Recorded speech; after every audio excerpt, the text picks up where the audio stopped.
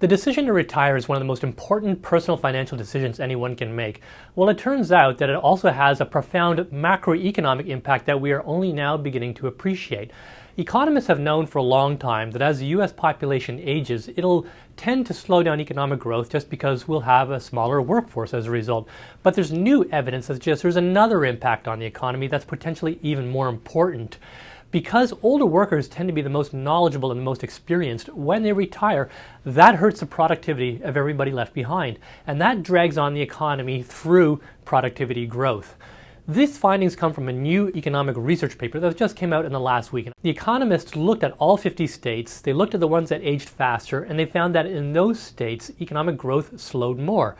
About a third of the slowdown was because their workforce wasn't growing as quickly, but the rest of it was because the remaining workers just weren't as productive. This kind of makes sense.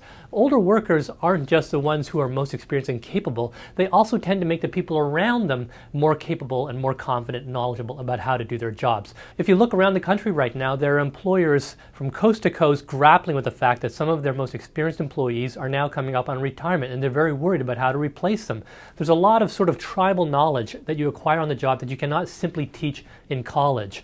The country as a whole needs to come to grips with this, because if it doesn't, it's facing a double whammy from the aging of the population.